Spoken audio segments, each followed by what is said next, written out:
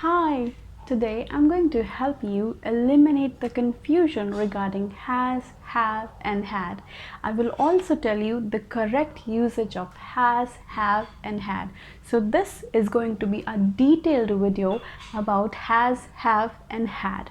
And you will also learn some easy methods to understand that. So what are we waiting for? Let's begin the video.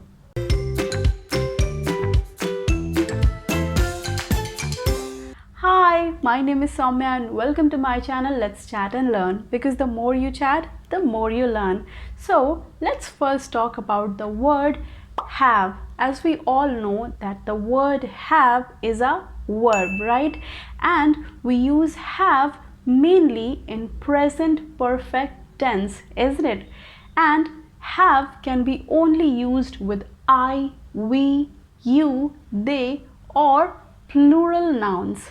Right, now here is a slight confusion, and I know you must have asked this question to yourself once, that if have is used with plural nouns and has is used with singular nouns, then why the hell do we use have with I, which is a singular noun, and also with you, which also seems like a singular noun? But let me tell you, this is just a crazy rule of English and we cannot help it. We are supposed to use it as it is. I also used to get confused in this a lot, but then I stopped asking questions to myself because it's a grammar rule. So it is like this: I, we, you, they, have.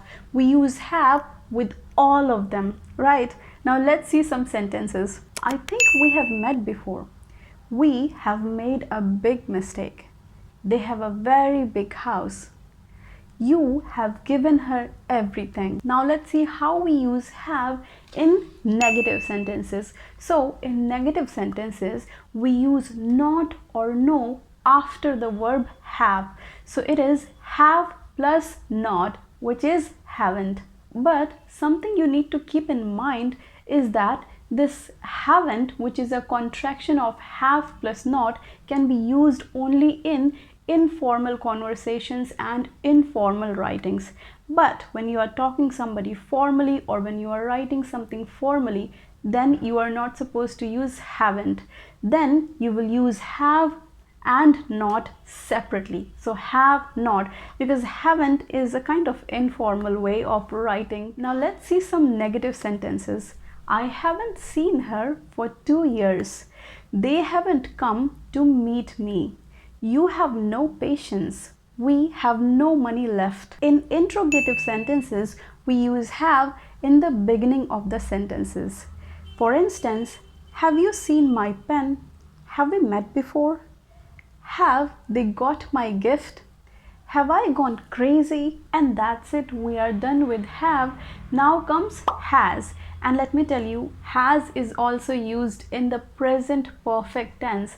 That means we use has to talk about present perfect tense. So we use has with he, she, it, or singular subjects. That means it is he, she, it, or Ravi, which is our singular subject, has. We use has with all of these. Now let's see some examples.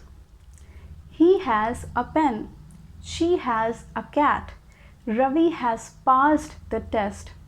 Now I want to tell you something important. When we talk about it, so we use it for everything except for humans. So it can be used for non-living objects, for animals, for plants, but not for humans. So the cat or it has drunk all the milk. The table or it has only 3 legs, right? Now if we want to use has in negative sentences, so we will have to do the process again that we did with have. So we will use negative word, which is not or no, after the verb has. So it is has plus not, which is hasn't. But again, I want to draw your attention here that hasn't, which is a contraction of has plus not, can only be used in informal conversations and writing, and not in formal conversation or writings. Alright, now let's see some sentences. He hasn't come to the party. She has nothing to wear for the party. It or the cat hasn't eaten anything. Ravi hasn't called her. And in interrogative sentences, just like have, has also comes in the beginning of the sentences. For example, has Ravi called her? Has he come to the party? Has she invited him? Has the cat eaten its food? Now let's move on to our last verb, which is had. Yes, and had is the past tense form of have and has. And you know what? It's a big relief that here we don't have two verbs for singular and plural nouns. Here we just have one verb, that is had, for both singular and plural nouns. Isn't it great? So it is I, we, you, they had, and also he, she, it had. So we will use had with all of them, right? Now let's see some sentences. I had called her. They had sold their house. She had come to the party.